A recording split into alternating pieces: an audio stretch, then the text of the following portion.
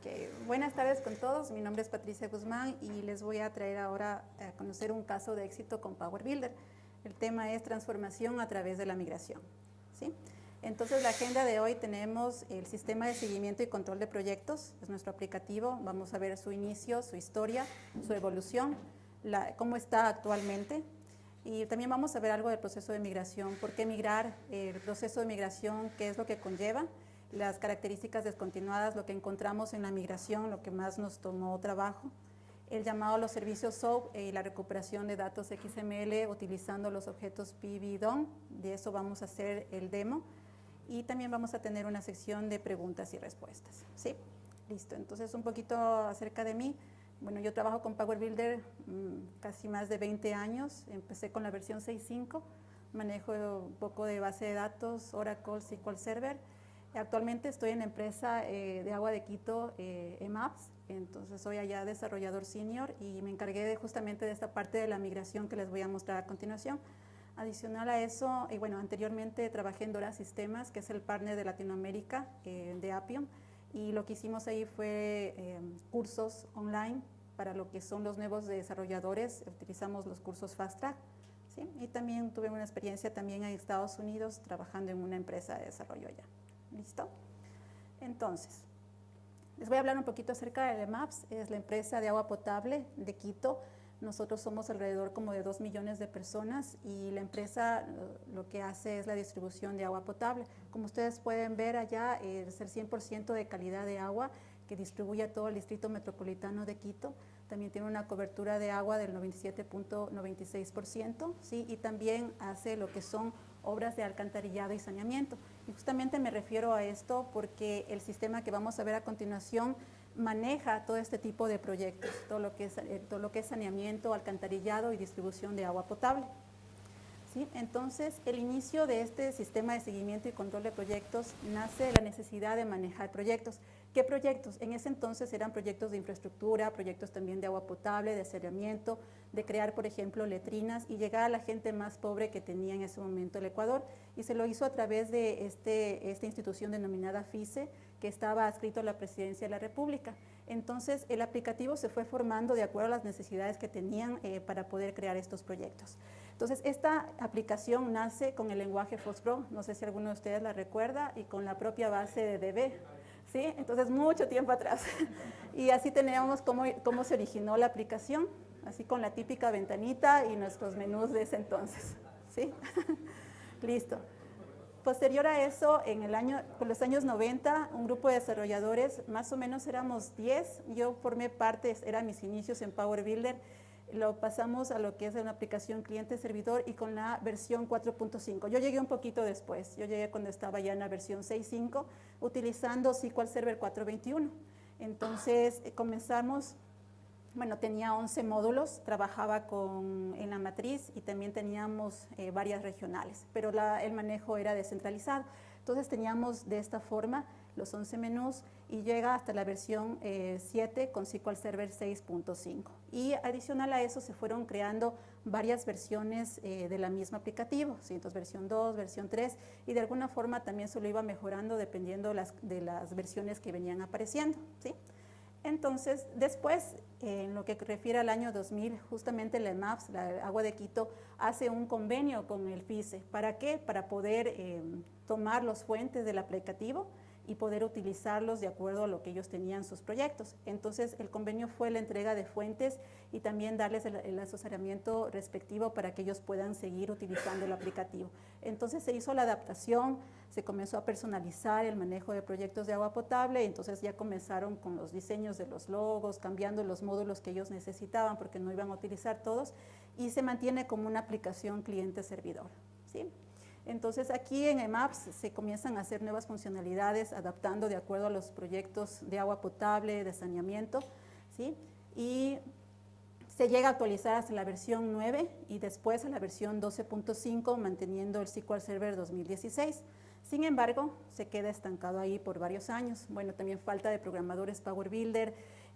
A pesar de que en el aplicativo se seguían creando nuevas funcionalidades, pues se dejó a un lado lo que era la actualización en cuanto a la versión.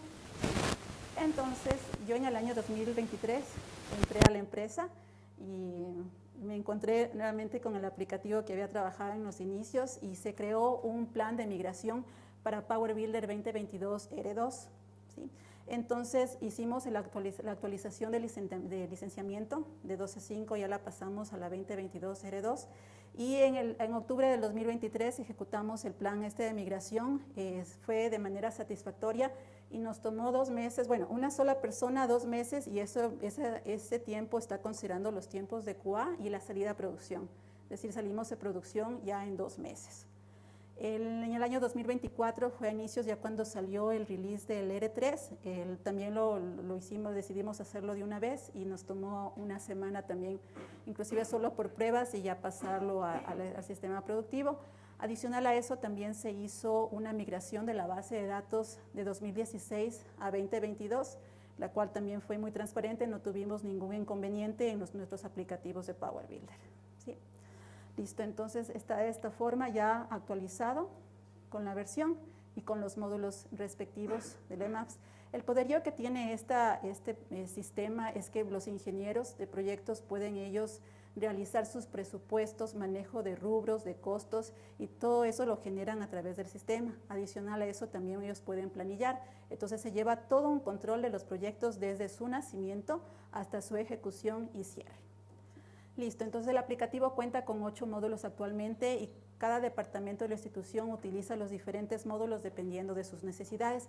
Por ejemplo, tenemos un módulo contractual, el módulo de fiscalización, también tenemos un módulo gerencial para sacar reportes y todo lo demás. Entonces, actualmente tenemos 11 targets, 59 PBLs, 47 PBDs, 11 ejecutables y las DLLs que corresponden a la versión. ¿Sí? Entonces aquí nace la pregunta, y bueno, ¿por qué migrar? ¿No? ¿Qué ventajas tuvimos al hacer la migración? Entonces encontramos una mejora en el rendimiento, en las optimizaciones en el motor de ejecución, fue más rápida. La compatibilidad, estaban ya actualizando los servidores, entonces necesitábamos poder tener las versiones recientes de Windows con base de datos también recientes, nos exigían ya pasar al SQL Server 2022 y necesitábamos también que nuestro aplicativo esté actualizado. Al igual el tener seguridad, nuestras aplicaciones al estar actualizadas tenemos mayor seguridad. Nosotros tenemos un departamento de seguridad que nos exige que tengamos todas nuestras aplicaciones actualizadas para así evitar lo que son las vulnerabilidades y los ataques. ¿Sí? Integración, pues vemos que ahora tenemos ya la integración con tecnologías modernas como RESTful APIs, JSON, XML y todo lo que es el llamado a los servicios web. ¿Sí? Y por supuesto el soporte técnico, recibir soporte técnico y correcciones de errores, incluido soporte a largo plazo, también es un beneficio. ¿Sí? Listo, entonces, ¿cómo fue lo del proceso de migración? Bueno, como primer paso igual siempre es la preparación del entorno, revisar los requerimientos tanto del sistema como del software y la base de datos, todos esos componentes de actualización y siempre también viendo lo que es la información que tiene Appio en cuanto a lo que es la instalación, la guía, los requerimientos que todos tenemos, igual que el software, y la compatibilidad con las bases de datos. En este caso estábamos utilizando SQL Server 2016 cuando hicimos la actualización, no tuvimos ningún inconveniente. ¿Sí? Luego de eso, bueno, como siempre, tenemos que asegurarnos de que cualquier PBL en la versión que esté se compile de manera adecuada, que no esté corrupta, antes de poder sacar la prueba, el backup. También sacar ya los backups de las PBLs, de los PBTs y también de cualquier archivo .ini que nosotros estemos utilizando. Inclusive para esto de las conexiones, de los profiles de conexión, podemos simplemente hacer el export de la conexión y luego hacemos el import y es una manera mucho más fácil de poder tener ya los profiles. ¿Sí? Entonces hay que recordar aquí que la migración es una operación de una sola vía y no hay vuelta atrás, por eso es importante que saquemos los backups. A veces tal vez parece como que es obvio, ¿no? Pero muchas veces podemos saltarnos eso y después vamos a tener problemas. Entonces, eso es importante. ¿Listo? Entonces, como les mencionaba, la verificación de los profiles de conexión. Testeamos de que se conecte, de que no haya ningún problema. Continuamos con la migración ya de las PBLs anterior, en este caso de la 12.5 hacia la nueva versión 2022 R2. Entonces hacemos también ese proceso. Y aquí es la parte de las características obsoletas y descontinuadas. Entonces, a través del Migrator Assistant podemos nosotros ir identificando qué características están ya obsoletas o con las cuales nosotros vamos a tener que lidiar, ¿no?, en el posterior proceso. Entonces, tuvimos estas del Workup New Power Script Method. Casi no hicimos nada aquí, lo mismo con el Try Catch New Reserve Syntax. Esto es más para Power Server. Sin embargo, las encontramos en el Migrator Assistant. Igual recurrimos a la que fue la comunidad Appium para ver las experiencias de otras personas, cómo resolvieron estos problemas. Nos fue muy bien también con el acceso a la comunidad, ¿sí? En esta parte fue lo que más trabajamos, como les mencionaba, el uso y llamado a los servicios SOAP.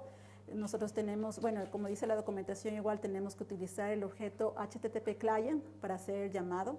Entonces encontramos información también en lo que corresponde a la documentación de Appium y fuimos trabajando. En lugar de que aparezcan ya este proxy como creábamos antes para lo que eran los servicios SOAP, pues acá ya tendríamos y nos indicaba el Migrator Assistant que debíamos cambiarlo por un objeto HTTP Client, ¿sí? Bueno, posterior a eso siempre es el build, llevar a cabo un full build y la optimización de todas nuestras PBLs para evitar que todas, verificar que no estén corruptas y que ya podamos seguir trabajando con eso.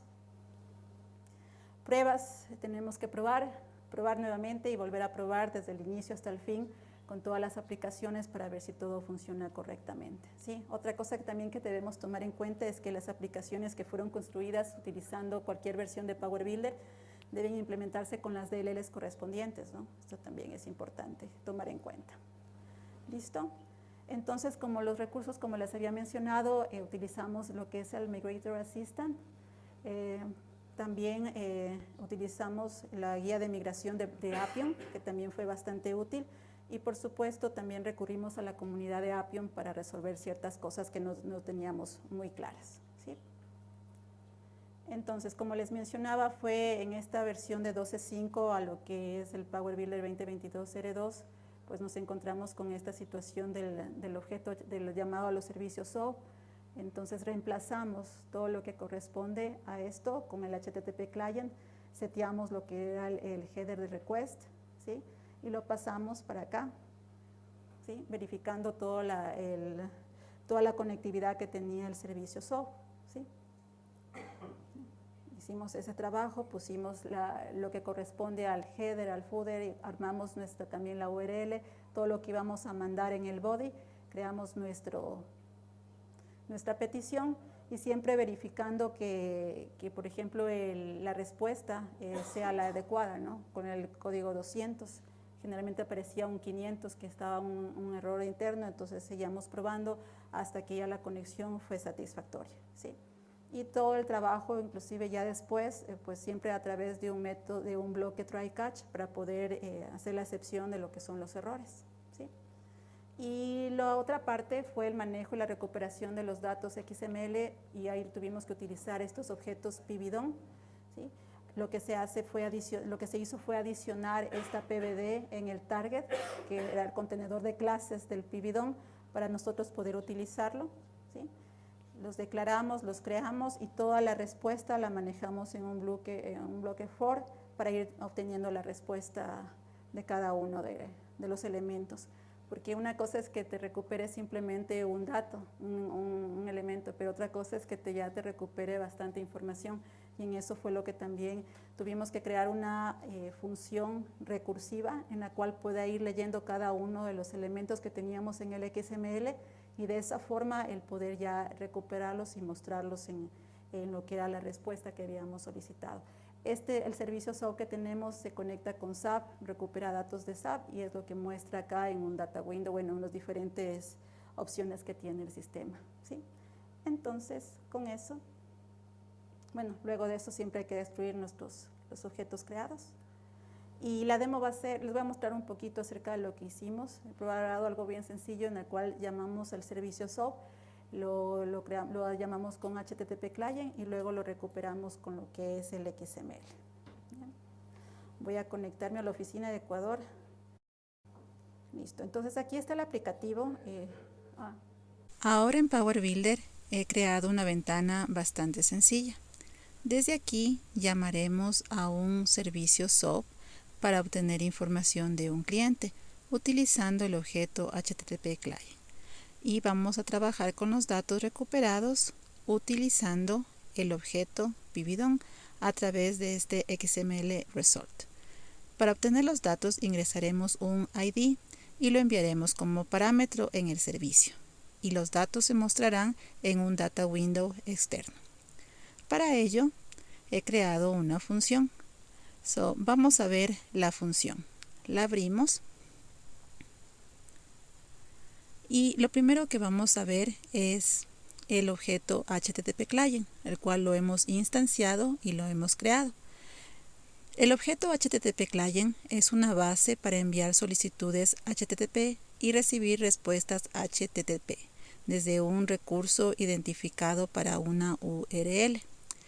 Aquí es importante que recordemos que cuando nosotros creamos el objeto, también es necesario, luego de utilizarlo, de destruirlo, tal como se ve aquí. Tenemos que destruir, eso no debemos olvidar.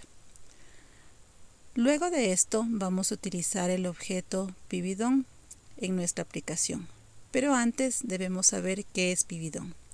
Pibidon es la implementación de Power Builder del modelo de objetos de documento, conocido como Document Object Model o DOM, una interfaz de programación que define cómo los documentos XML pueden ser accedidos y manipulados.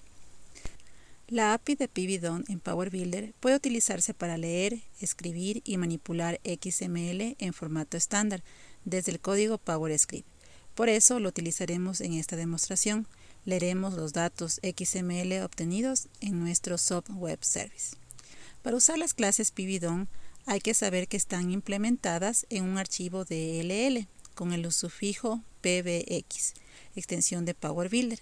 La forma más sencilla de añadir las clases Pibidon a un target de Power Builder es importar las descripciones de los objetos en el archivo pibidon.pbx a una library del System Tree. ¿Sí?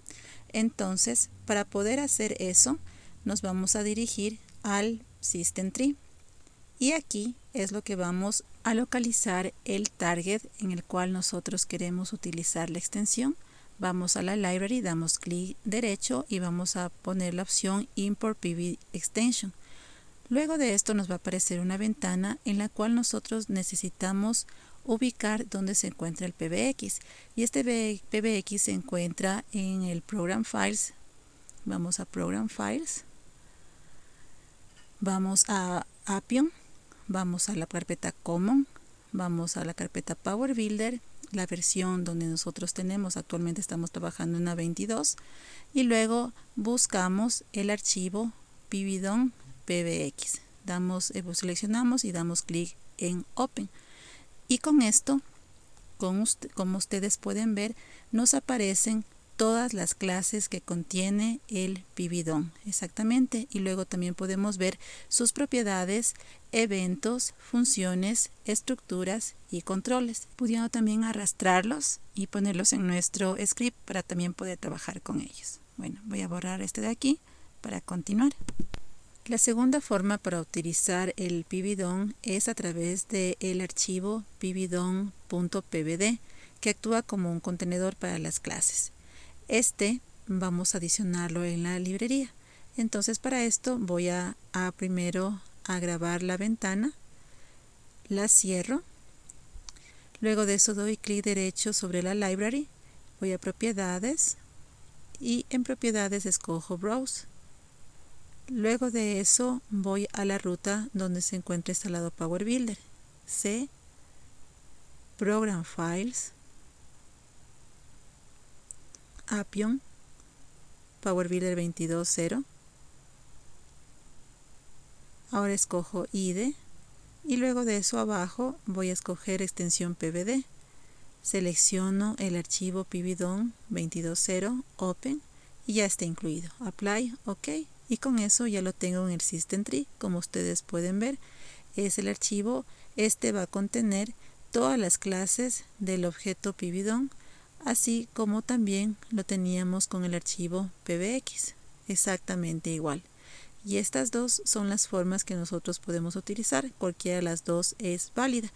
Para esta demo vamos a trabajar con el PBX que ya adicionamos. Entonces voy a remover la extensión PBD, clic derecho sobre la library, propiedades, lo remuevo y con esto, ok, voy a abrir ya ahora la ventana, Customers, y voy a la función donde tenía el código para poder seguir trabajando.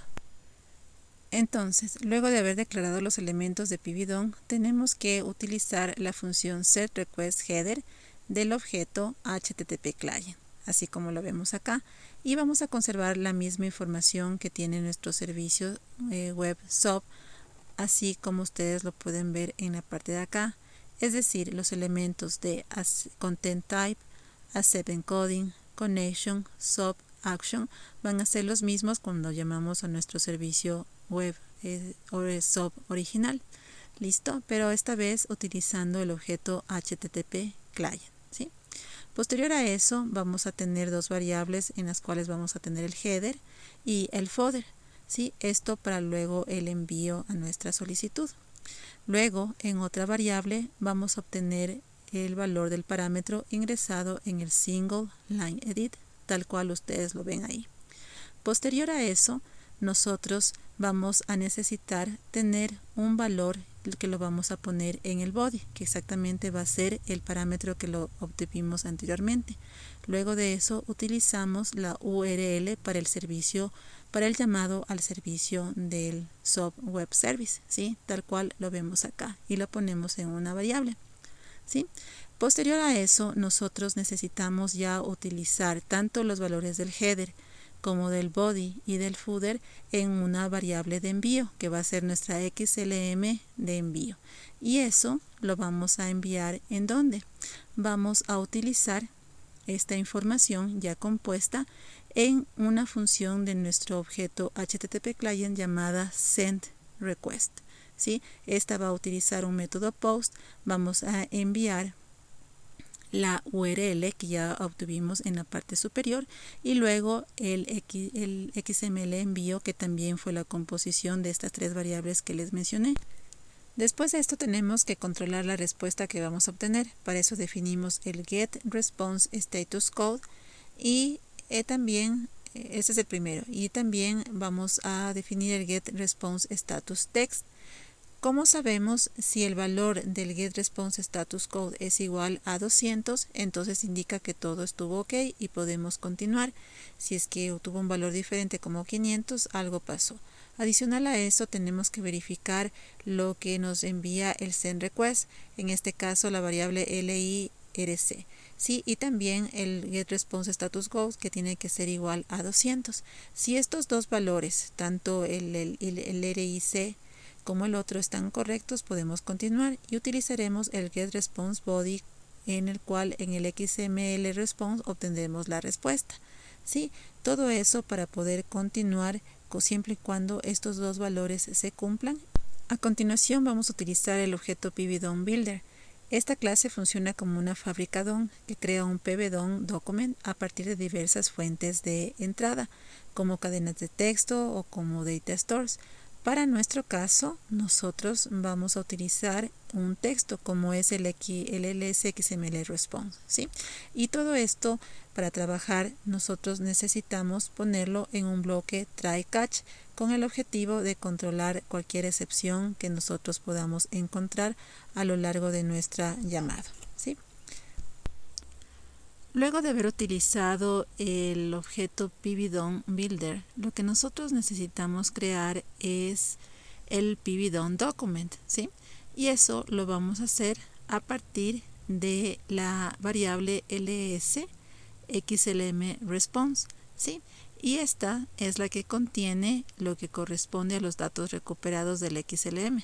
Y la creación del Pibidon Document se realiza a través del Build From String, tal como lo vemos ahí, ¿sí? Posterior a eso, utilizamos lo que es el Pibidon Element y vamos tomando los elementos que corresponden a este objeto, Sí, para eso vamos a utilizar los variables root, body, response, result and ls customer, ¿sí? Obteniendo de los métodos getRootElement, ¿sí? GetRootElement también con el getElement, con el childElement. Todo eso para ponerlos en las diferentes variables que tenemos, ¿sí? Posterior a eso vamos a utilizar un arreglo con los objetos PyBidonObject. Para eso utilizamos la función getContent y enviamos como referencia el PyBidonObject. Esto lo obtenemos y vamos a tener nuestro arreglo.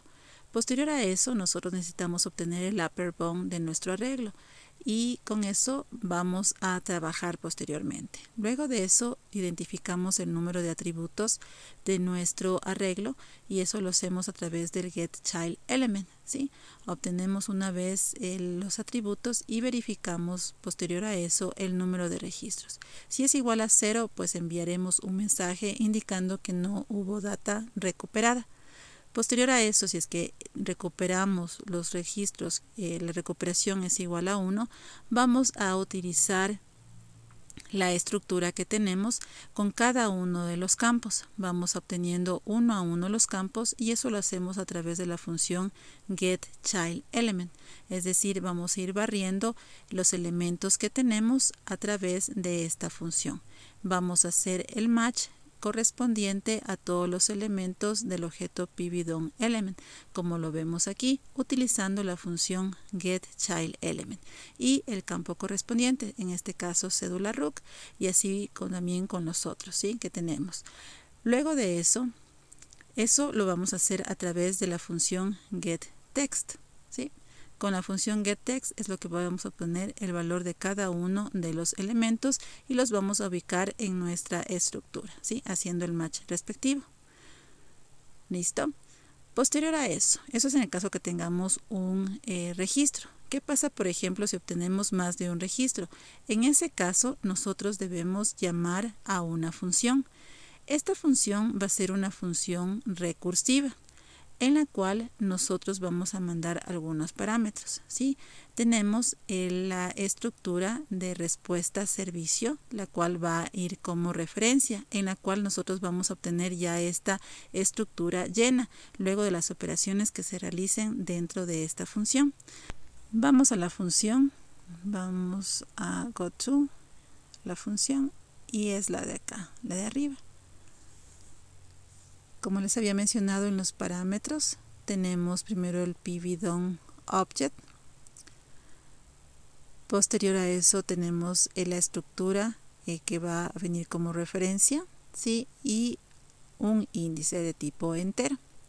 Entonces, lo primero que vamos a hacer es declarar dos arrays de tipo PyBidonObject con los cuales vamos a trabajar, ¿sí?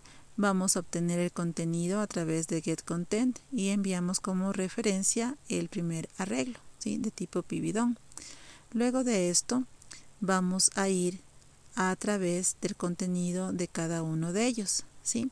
Y eso vamos a ir verificando tanto el upper bound del array como también utilizando en el caso de que sea, identificando en caso de que sea un objeto PyBidon. Sí, a través de esto vamos a verificar la información utilizando el getName y el getText con las variables respectivas. Vamos a ver el nombre y el valor, ¿sí?, con estas dos funciones.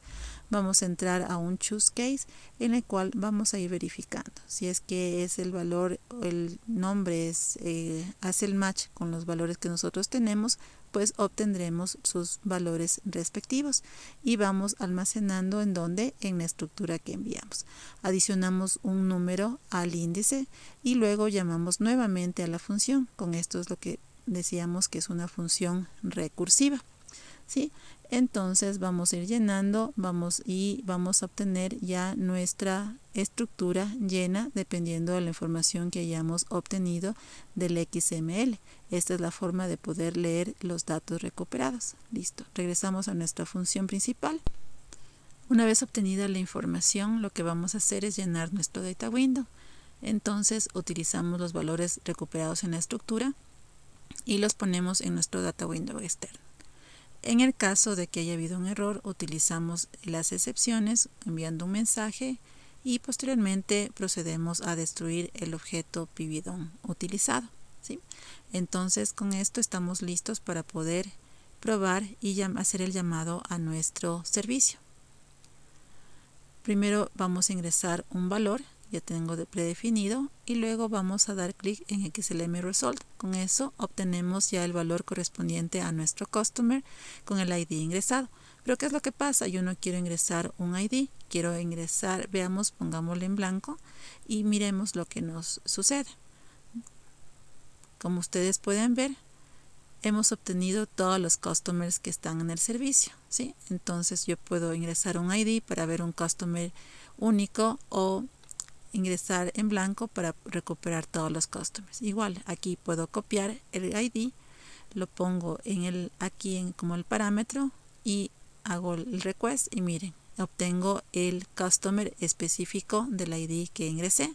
Entonces puedo hacer esto, como también puedo dejar en blanco para recuperar cada uno de los customers que yo necesite, ¿sí? Entonces este es el servicio y este es el llamado que yo puedo hacer con mi objeto HTTP client, ¿sí? Trabajando con la información respectiva, el XLM y con nuestro objeto PVDOM. Listo, entonces regresemos y con eso hemos visto que podemos utilizar el objeto HTTP client para el llamado de nuestro SOAP Web Service, y también hemos visto cómo poder utilizar el objeto PVDOM para poder manipular la data XLM obtenida como respuesta. Listo, entonces una vez realizado nuestra demostración podemos regresar a la presentación. De regreso a nuestra presentación, ahora lo que vamos a ver es la actualización desde Power Builder 2022 R2 a 2022 R3, ¿sí? Entonces aquí tenemos que primeramente hicimos los respaldos, obtuvimos los respaldos respectivos, hicimos la verificación de los profiles de conexión de lo que es la base de datos y también actualizamos el archivo pb.ini para el manejo de la accesibilidad.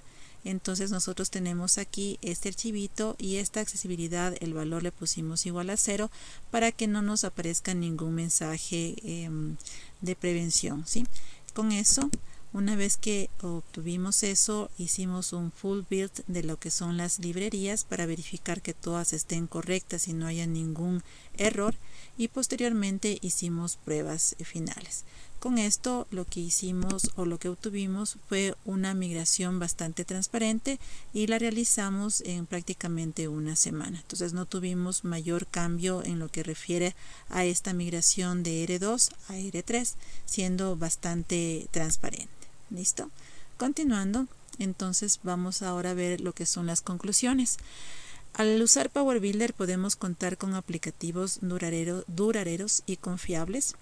La arquitectura cliente-servidor original sigue siendo sólida y escalable. También el tener una programación limpia, ¿a qué me refiero? Siguiendo estándares de programación y una herramienta como Power Builder nos va a permitir lograr una migración exitosa de manera transparente. Los cambios realizados durante la migración validan la flexibilidad y adaptabilidad de lo que es Power Builder. También hemos visto que hay una integración y rapidez en lo que es la migración. La inversión en Power Builder se mantiene vigente y rentable después de casi 30 años, lo cual es bastante bueno. Entonces, empezamos con una aplicación en FoxPro y posterior a eso llegamos a una versión mucho más mejorada utilizando Power Builder 2022 R3, ¿sí? Realmente hay mucho que hacer todavía con el aplicativo. Necesitamos hacer la actualización de menús utilizando los controles Ribbon Bar, el uso de Teams para darle una apariencia un poco más moderna y también la incorporación de PDFs. Eso lo vamos a seguir trabajando. Sin embargo, lo importante que hay que rescatar aquí es esta fusión que tenemos, esta migración que tenemos con nuestro aplicativo y cómo nosotros lo pudimos realizar de una forma transparente y un tiempo realmente bastante bueno. Listo, entonces, gracias. Muy bien.